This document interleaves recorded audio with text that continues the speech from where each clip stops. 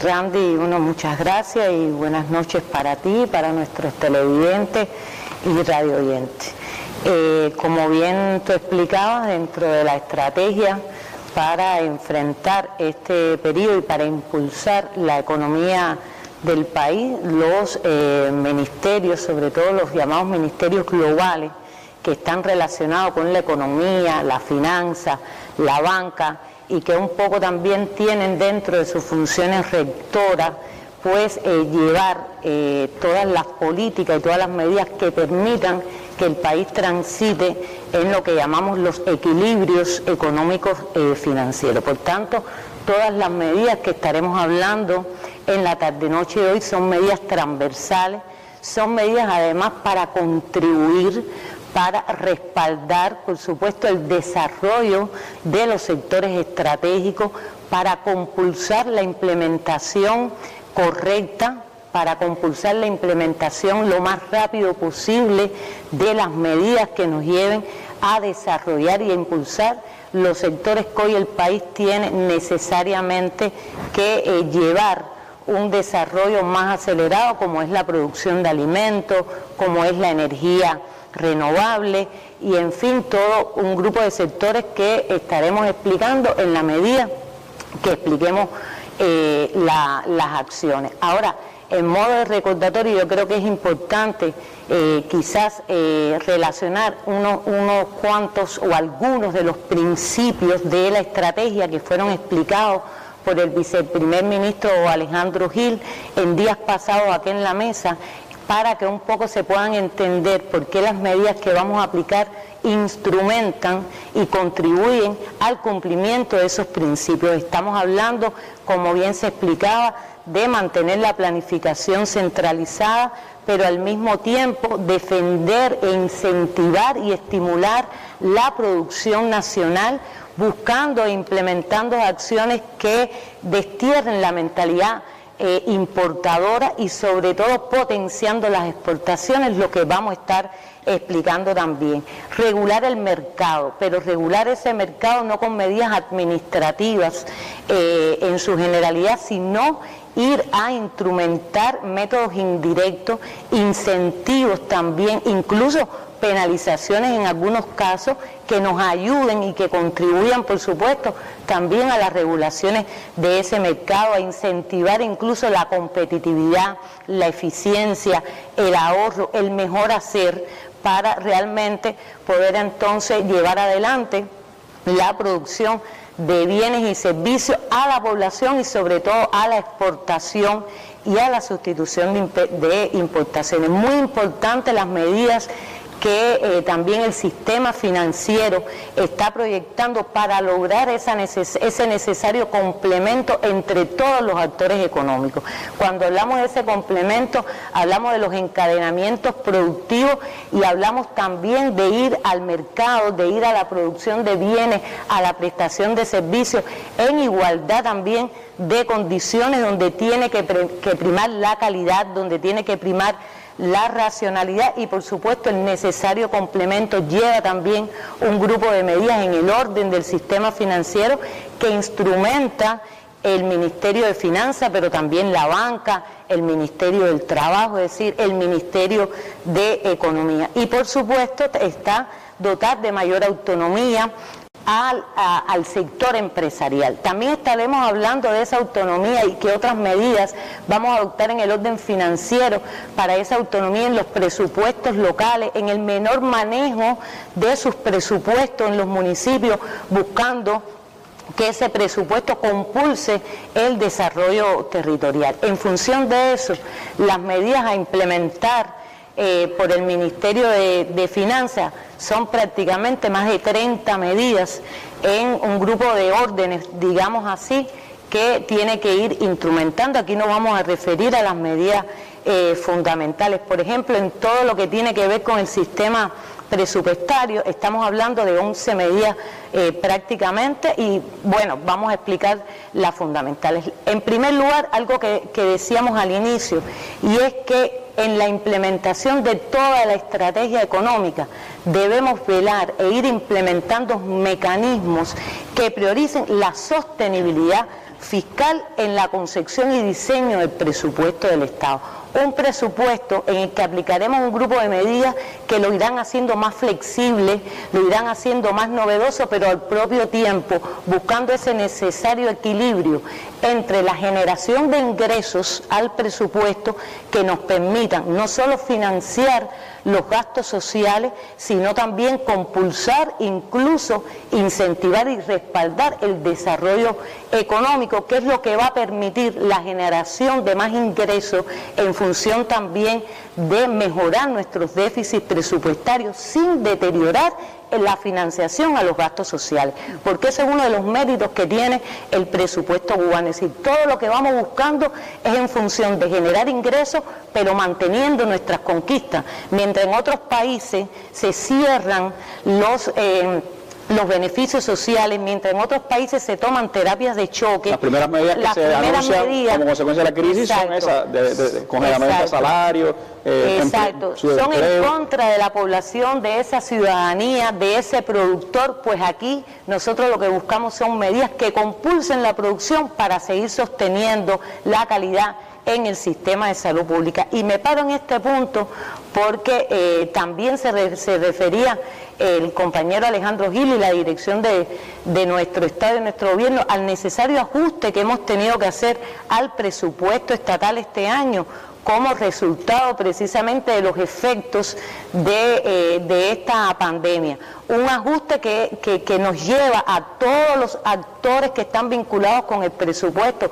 tanto a la actividad presupuestada como al sector empresarial, a ser más racionales en el gasto, a buscar prioridades, pero sin embargo el presupuesto se tuvo que reorientar y asignar un poco más de 1.000 millones, fíjense, son un poco más de 1.000 millones de pesos para respaldar los gastos de la pandemia, que implican también poder financiar todo el costo de la salud pública, no solo para atender a nuestros enfermos de la COVID, sino también a los sospechosos, para poder realizar y aperturar todo ese pesquisaje, para mantener la vitalidad y funcionalidad de los centros de aislamiento, es decir, un grupo de medidas para el costo de esos medicamentos y de esos alimentos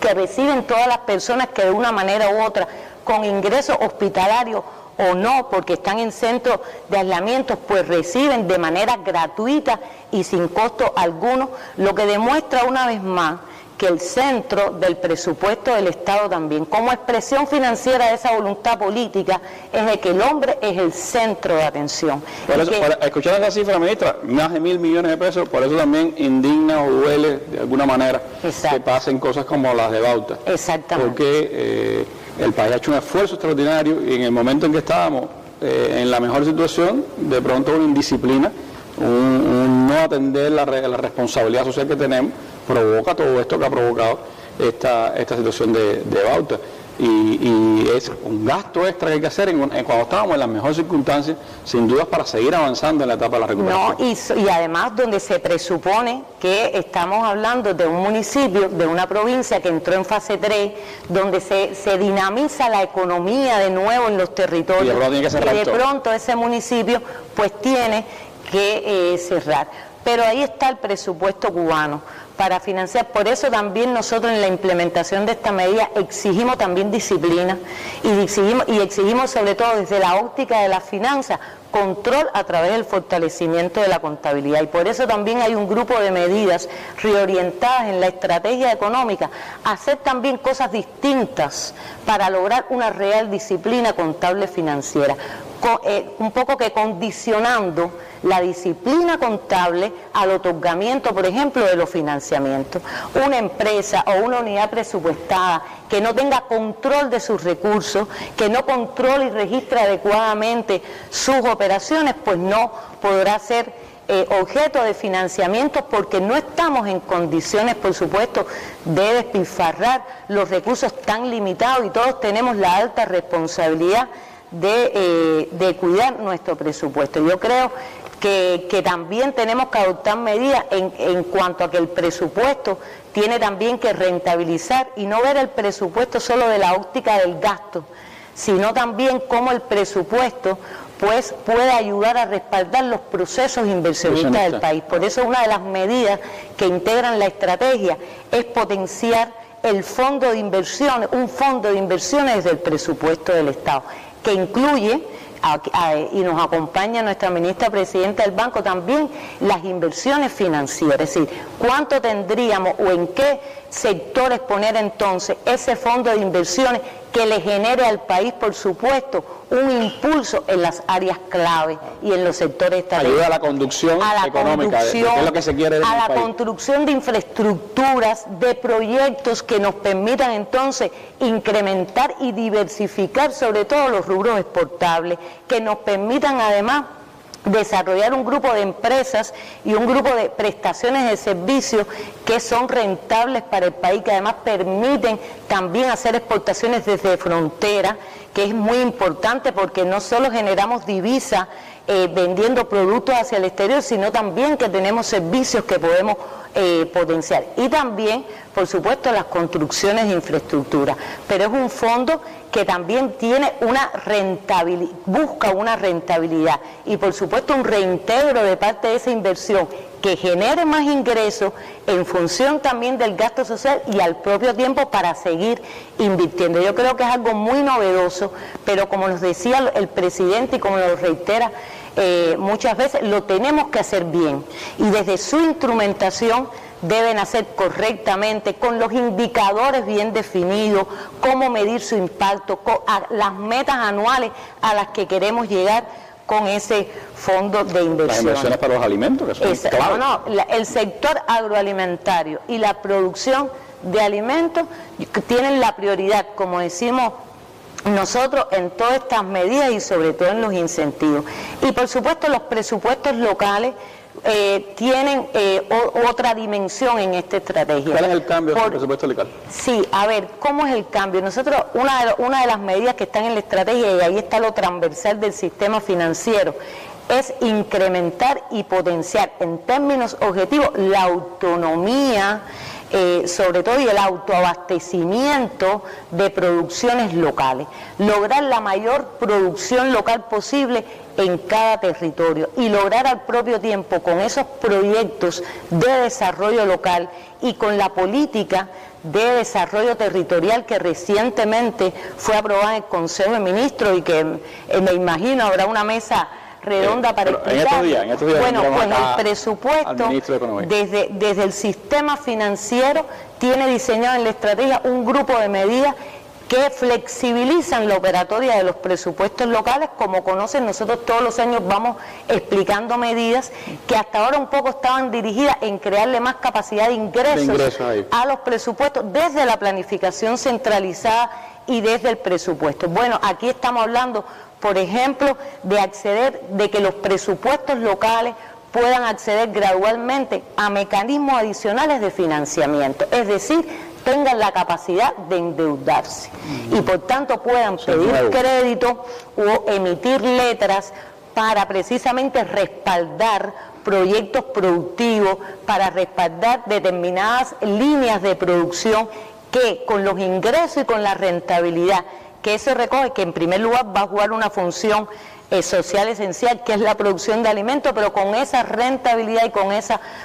utilidad, pues entonces podrá financiar y amortizar ese endeudamiento al que pueden tener la capacidad de adquirir. Se le da más capacidad de dirección a los intendentes y también los hace pensar y actuar, además, ¿no? Le da mayor responsabilidad en el manejo de los recursos y en la búsqueda de recursos propios para el territorio. Por supuesto, esto lleva una preparación, esto lleva un nivel de capacitación que también está diseñado, lleva la conducción, el acompañamiento nuestro como organismo hacia las provincias y hacia los municipios. Y también hay un cambio y un diseño importante del cual se va a profundizar cuando se explique la política para el desarrollo territorial en el manejo de los recursos de la contribución territorial. Muy importante. Nosotros tenemos que lograr que la contribución territorial se convierta en la primera fuente para generar desarrollos locales, y hablo de desarrollos productivos, de inversiones, de programas de producción de alimentos, de la agroindustria, de la miniindustria, porque esa miniindustria allí resuelve ese autoabastecimiento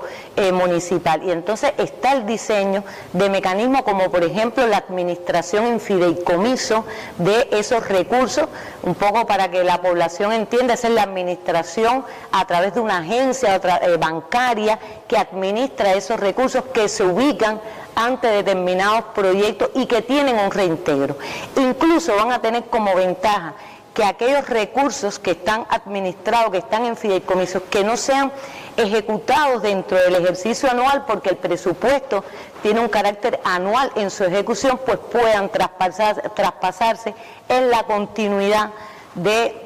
ese proyecto inversionista hacia los años subsiguientes. El presupuesto, lo que usted se le queda, lo pierde. Si no lo ejecutó. En este caso, eso sigue para el próximo año para fiscal. el próximo año fiscal, y la intención, por supuesto, es regular, implementar todo esto ya con el presupuesto y con la ley del presupuesto para el 2021, y al propio tiempo este diseño también busca ese criterio de rentabilidad y ese régimen de reintegro de esas utilidades que permitan entonces lo que llamamos seguir reinvirtiendo en función del desarrollo. Y otra medida que además ha sido muy bien acogida tanto por los municipios como las provincias, y también genera una mejor administración y gestión de la reserva de ingresos en los territorios, es precisamente que los municipios puedan retener un % del sobreincumplimiento de los ingresos en el ejercicio fiscal, a partir de potenciar, por supuesto, todas las fuentes de ingresos. Yo creo que son medidas importantes que, insisto, generan también un diseño más novedoso, más flexible del presupuesto en la óptica de respaldar, pero también buscando el necesario equilibrio y la necesaria sostenibilidad fiscal. Respalda lo que está en la Constitución, de que el municipio es el centro de la vida política y social del país, que por lo tanto tiene que tener esas posibilidades de desarrollarse desde sus propias fuerzas, ¿no? Exactamente, así es, y además seguimos trabajando en el diseño. Esto también parte de escuchar a los territorios, de escuchar también a todas nuestras estructuras de base, a los académicos, a todas aquellas personas que tienen ansias y que han aportado sus conocimientos en función también de esta estrategia, lo mismo economistas, contadores, la ANEC, que también nos ayuda tanto. Es decir, ha sido el compendio de muchas ideas que realmente yo insisto, lo que hay es que implementarlas bien, muy rápido pero bien, para que tengan el efecto esperado. Y me quiero detener, Randy, en algo que nosotros creemos que es muy importante dentro de las medidas de la estrategia, y a la cual también el presidente se ha referido bastante, y es buscar los mecanismos indirectos que estimulen e incentiven la principal prioridad del país, que es el incremento de las exportaciones, para que el país pueda generar la divisa suficiente en función del desarrollo y en función también de la satisfacción de las necesidades del país. Nos estamos refiriendo entonces a los incentivos fiscales que están diseñados desde la estrategia para estimular a los exportadores. Y cuando me refiero un poco a los exportadores, me estoy refiriendo a los productores y prestadores de servicios. De ahí la necesaria conexión que tiene que haber entre el incentivo fiscal y el estímulo a esos productores. Pero por supuesto, estos incentivos fiscales se van a otorgar ante, en primer lugar, incremento de esos niveles productivos de prestación de servicios que generen año tras año mayores ingresos por exportación. Si usted exporta más, tendrá más beneficios, tendrás beneficios y tendrás más beneficios. Pero además, incluso si tú exportas y cobras esas exportaciones, porque no es solo facturar y registrarlo, sino cobrar esa divisa, pues también estará condicionada a la entrega del beneficio. Y un indicador muy importante, y es que en la misma medida que crezca la exportación de esos bienes o su diversificación, se reduzca el coeficiente de importación. ¿Qué es eso? Para hacernos entender que entonces crezcamos en la exportación, pero no deterioremos las importaciones que tiene que hacer ese productor para poder elaborar o producir ese bien exportable. Exacto. Entonces, si no deterioramos y por el contrario disminuimos ese nivel de importación, logramos un aumento de la exportación neta, y realmente la utilidad en divisa, que es en definitiva la que el país puede utilizar en función de su desarrollo y del sostenimiento de los servicios a la población, pues en términos reales será mucho mayor. Ahora, ¿en qué consisten estos incentivos diseñados dentro de la estrategia? Porque siempre hay que seguir pensando más. Estos incentivos, para ir poniendo ejemplos, se centran sobre todo en el impuesto sobre las utilidades, que como hemos explicado, en el caso de las empresas y de las cooperativas, porque tengo que hacer una precisión importante, estos incentivos fiscales es para todos los actores económicos, es decir, hemos diseñado la posibilidad de exportar a todos. Exactamente, hemos diseñado incentivos a la exportación para todo aquel actor económico que exporte bienes, tanto hacia el exterior como en plaza o prestaciones de servicios e incluso ventas a la zona especial de desarrollo Mariel. Por tanto, de estos incentivos se van a beneficiar tanto los trabajadores por cuenta propia, como las cooperativas agropecuarias y no agropecuarias, como las empresas estatales, como las sociedades mercantiles e incluso las modalidades de inversión extranjera. Por tanto, estamos hablando prácticamente de todo el escenario de actores económicos. En el caso de las empresas y las sociedades mercantiles cubanas que exporten bienes o presten servicios, insisto, también en plaza, incluyendo la zona especial de desarrollo Mariel, van a tener una bonificación que va a oscilar entre un 10 y hasta un 40% del impuesto sobre utilidades a pagar. Por tanto, es una bonificación importante. Pero lo más importante es que esta bonificación se aplica a ese impuesto, pero también a esa utilidad después de impuestos que tuvieran que aportar, porque eso tiene un efecto de incremento de la utilidad después de impuestos, pues como incentivo se le permite a la empresa quedarse con ese importe resultante que iría a la utilidad después de impuestos o al rendimiento de la inversión estatal. Que es resultado directo para los salarios de los trabajadores, para inversiones de las empresas. Incluso se está permitiendo dentro de la estrategia que ese monto que la empresa se queda él porque se aplicó la bonificación, porque exportó, porque cumplió los indicadores, pues también se está permitiendo y se está instrumentando que pueda ser distribuido dentro de la distribución de utilidades que se le hacen a los trabajadores, porque quienes producen esos bienes en nuestras fábricas, en nuestras empresas, en esas cooperativas, pues nuestros obreros, nuestros trabajadores, y entonces hasta el final es como un cierre de proceso. Los importes, los dineros resultantes, las utilidades resultantes de estos incentivos, pues también serán distribuidas como utilidades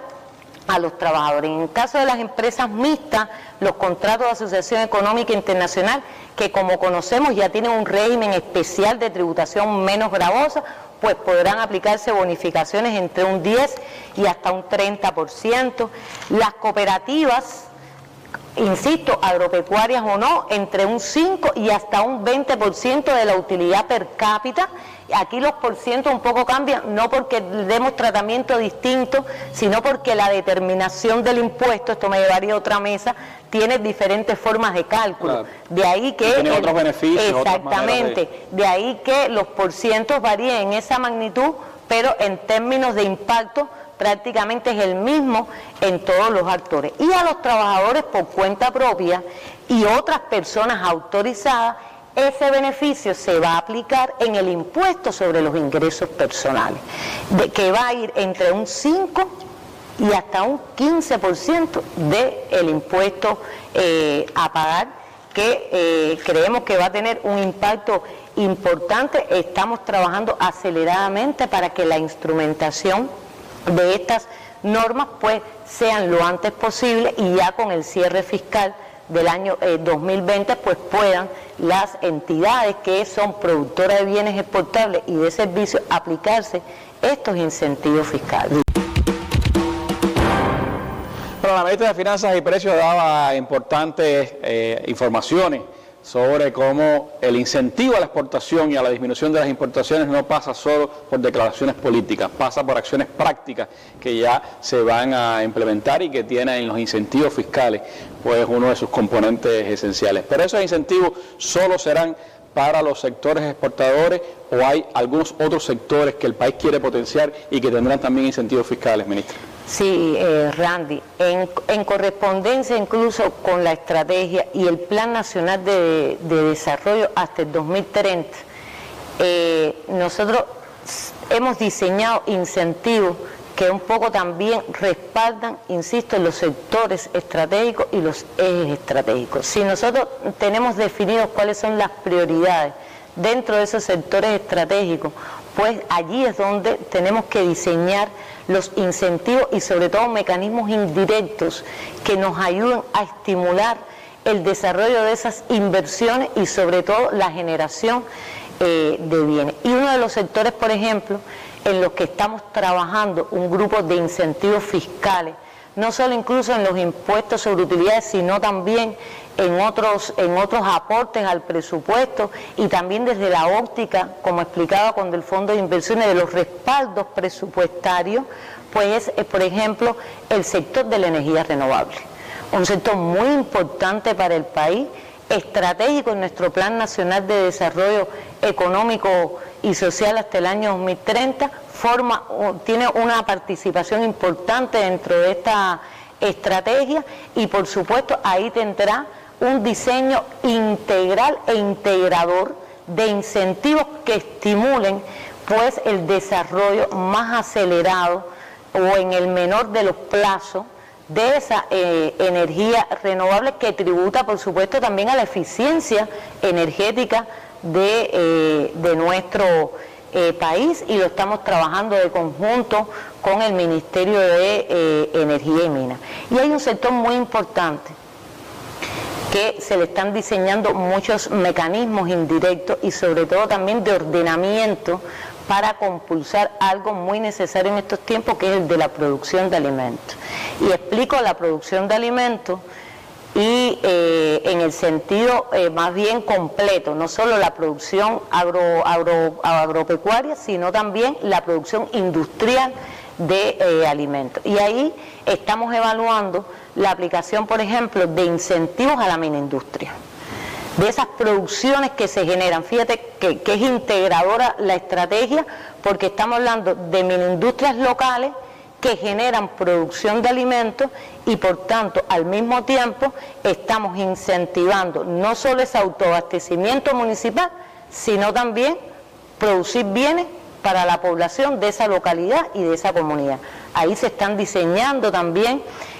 incentivos fiscales, sobre todo en el impuesto sobre las ventas, cuando se comercializan, de manera que permita también reorientar esas producciones hacia el comercio minorista de esa localidad y de ese municipio. También se trabaja en el ordenamiento de la comercialización de productos agropecuarios, que bueno, explicarán los compañeros de la agricultura. Hoy se trabaja intensamente por un grupo de organismos liderados, por supuesto, por la dirección del gobierno y del Ministerio de Economía, donde los incentivos fiscales van a jugar un papel importante, sobre todo para estimular al productor. Muy importante. Muy importante, porque entonces aquí vienen a jugar también mecanismos indirectos también tenga y vienen a buscarse mecanismos indirectos, porque aquí juega un papel importante los precios a partir de las ofertas, pero nosotros tenemos que lograr con esos incentivos y con esos mecanismos indirectos que el productor, el que está pegado a la tierra, el que produjo la fruta bomba, la malanga, el plátano, pues se beneficie de esa comercialización minorista, de la carne de cerdo, es decir, de todos esos productos, y realmente no se quede,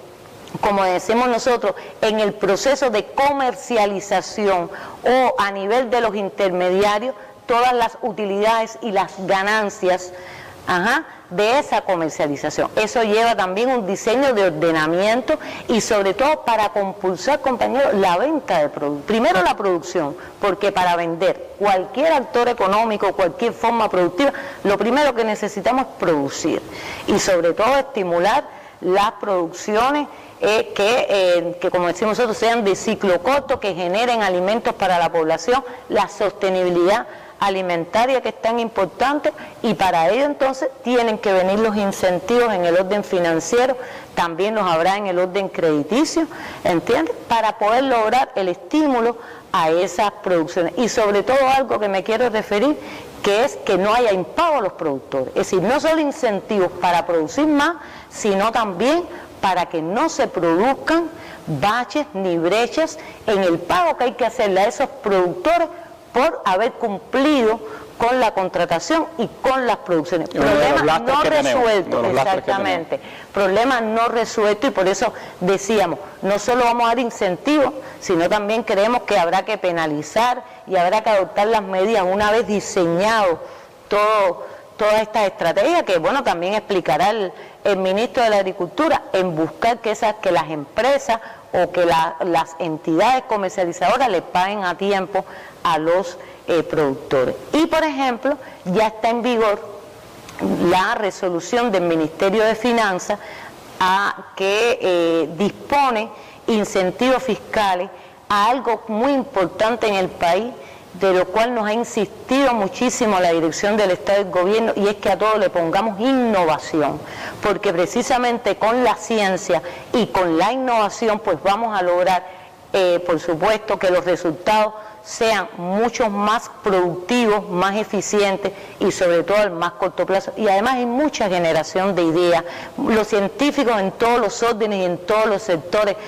nos están aportando constantemente. Yo soy una de las cubanas que vivo orgulloso de eso, y por eso lo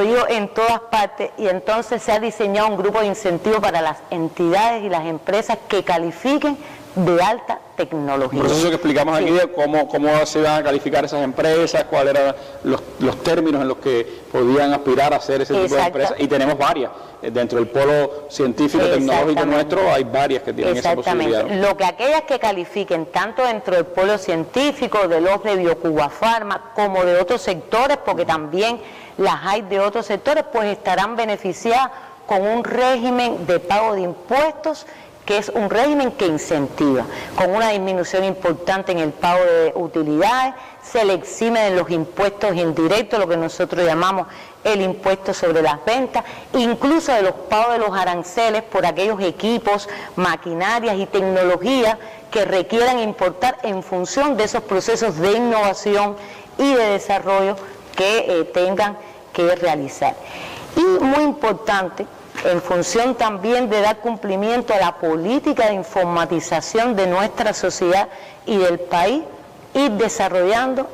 en que los aportes al presupuesto del Estado se realicen por nuestras plataformas electrónicas, por las plataformas electrónicas diseñadas en el país, y yo creo que tenemos que ayudar dando también incentivos a que nuestros contribuyentes, sobre todo nuestros contribuyentes personas naturales, que además los vamos a aliviar del trámite de tener que acudir a las oficinas bancarias a hacer el pago de los impuestos, pues puedan pagar a través de Transfermóvil, de Telebanca. Estamos trabajando con Enzona también para que el pago de los impuestos se hagan de ahí, y se ha diseñado un incentivo a los que paguen desde estas plataformas, con una disminución de 1%, de hasta un 3% por los pagos que se realicen. Estamos en proceso de elaboración de la norma jurídica y haciendo todo lo posible para que ya en el mes de agosto, y con los pagos de los impuestos y contribuciones en el mes de agosto, pues ya nuestros contribuyentes puedan aplicar, o se les va a aplicar una bonificación cuando estos pagos los hagan desde esta plataforma. Es decir, que para el que pague adelantado, como cuando empiece la campaña en febrero, tiene un 5%, y ahora además se le agrega que es mensual, de un 3% si usted paga electrónicamente. Exactamente. Incluso, como estamos en las provincias, menos en Mayabeque y en La Habana, en un grupo, las restantes provincias en fase 3, ya empezó a surtir efecto el pago de las obligaciones de impuestos que fueron aplazados como resultado de la COVID. también hemos diseñado incentivos dentro de las bases que aplicamos aquí. Usted se imagina que el mes que viene, el que adelante el pago y además lo haga por la plataforma es un 5 y un 3. Pero nos hace falta adelantar esos financiamientos en función, recuerde, de que esos ingresos van hacia nuestros presupuestos municipales. Lo mismo que se aplicó en febrero, exactamente, o sea, en la campaña normal, ahora se ha aplicado en esta campaña extendida para quienes lo hagan rápido. En 60 días, exactamente. Y entonces yo creo que son medidas que estimulan, incentivan también la disciplina fiscal, que es algo también que es un reto para nuestro país, lograr una disciplina fiscal, sobre todo sistemática que nos permitan contar oportunamente con esos aportes. Y como explicábamos, también tenemos que buscar mecanismos indirectos que un poco penalicen la improductividad. Yo creo que es importante que también desde mecanismos indirectos y no administrativos estimulemos a que no haya tierra ociosa en el país, y yo diría más, que no haya tierras deficientemente explotadas. Y es por eso que se está trabajando en generalizar ya el impuesto de sociedad de tierra e incrementar para todo el país, para todas las provincias. Estaba en algunas provincias, ahora para todas. Estaba en Pinar del Río, en Cienfuegos, y ahora para el año que viene se aplica en todas las provincias con cuantías que se están diseñando incrementadas para realmente esto tenga un efecto, y el que tenga tierra deficientemente explotada, si no las va a explotar, primero lo que queremos es que la exploten, que la pongan a producir, y si no, que las entreguen para podérsela otorgar a aquellos que sí están deseosas de producirse. En cuanto al crédito público, yo creo que hay una medida que es muy importante, y es uno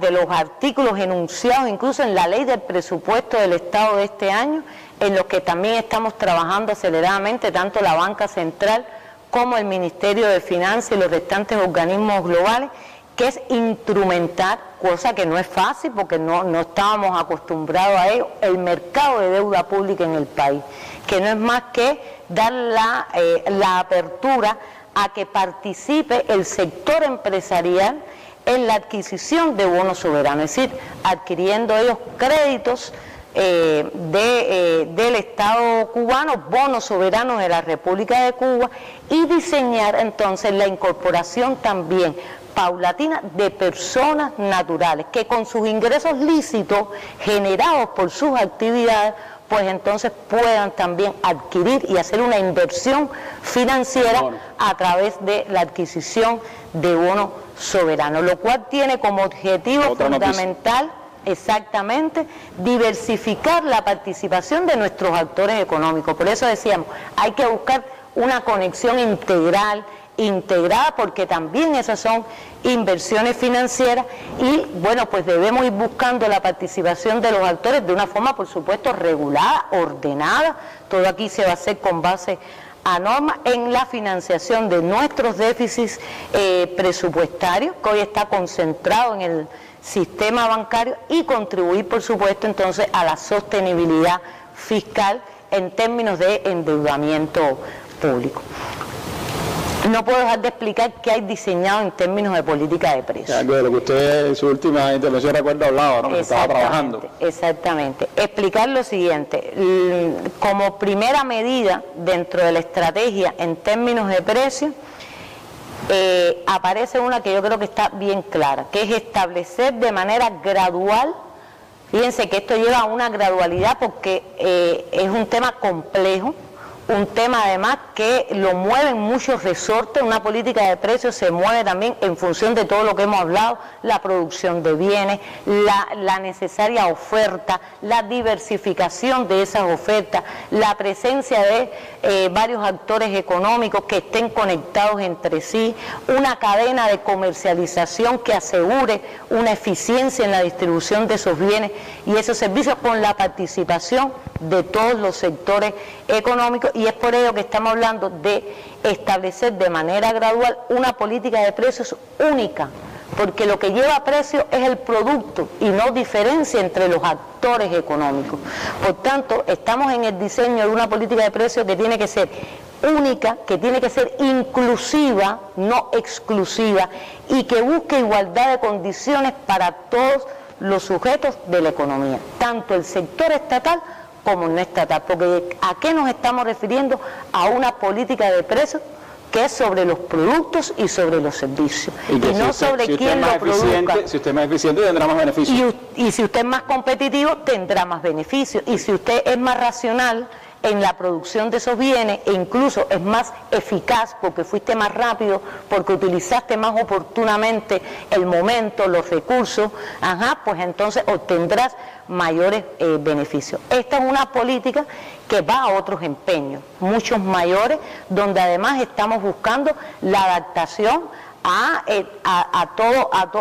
buscar incentivos también desde los precios a esas producciones, y donde nos va a llevar también a una flexibilización gradual de los actuales niveles de precios descentralizados, porque si realmente es una política inclusiva, pues habrá que descentralizar niveles de precios, sobre todo buscando esa eficiencia y esa competitividad necesaria. Pero al propio tiempo el Estado regula también precios, porque tendremos que seguir regulando aquellos precios que son muy sensibles y de alto impacto en la población, de manera de seguir protegiendo, por supuesto, la adquisición de esos bienes, y como explicábamos en la mesa anterior, al propio tiempo y a la par se rediseñan y perfeccionan mecanismos de control e inspección de precios, buscando potenciar el control popular, buscando la denuncia popular, sobre todo a los precios abusivos y especulativos, que es lo que tenemos que buscar en esa denuncia del control popular, derivado, Randy, en no pocos casos, de actividades económicas ilícitas, que tenemos que enfrentar desde nuestras responsabilidades, un grupo de organismos y un grupo de organizaciones, y que, como se ha dicho, pues lo vamos a enfrentar y se está enfrentando en muchas provincias del país. Fíjense que cuando usted ve las denuncias de la población indignada con determinados precios especulativos y abusivos por parte de los revendedores, estamos hablando de una actividad económica ilícita, que hay que enfrentarla ahí en el municipio, en la comunidad, en la zona donde se produce, porque realmente son indignantes y irritantes, en medio del esfuerzo que hace la dirección del Estado y el gobierno para, con la limitación de recursos que hay, generar un grupo de productos básicos y sensibles para la población, y eso tendrá la respuesta oportuna y la respuesta de rigor que por supuesto lleva este tema. De eso hablaremos también aquí pronto en la mesa. Exactamente, y dentro de esos mecanismos de control tiene que estar la información de precios. Hay que diseñar una forma distinta de informar los precios, y que haya un respeto también al consumidor, que haya un monitoreo, y que realmente la opinión popular pues también nos dé a nosotros con mayor sistematicidad, como ha pasado en estos últimos tiempos, un mayor reloj. Y por supuesto, no puedo dejar de hablar del seguro para cerrar. También el seguro y los servicios asociados a los seguros y a los servicios conexos se deben redimensionar. Yo creo que si alguna experiencia hemos evaluado, hemos sacado de estas etapas del enfrentamiento a la pandemia, es la necesidad también de diseñar nuevos productos de seguro, sobre todo destinados al sector no estatal, para que puedan proteger sus activos, para que ante una situación como esta de paralización de sus actividades puedan estar indemnizados del seguro a través del diseño, por ejemplo, de seguros de lucro cesante, y también puedan tener entonces indemnizaciones para proteger a sus trabajadores conforme. Mecanismos de protección que hoy no estaban disponibles. Están diseñados. Bueno, pues entonces nuestras empresas de seguro, dentro de esta estrategia, diseñan e instrumentarán este tipo de seguros, además también de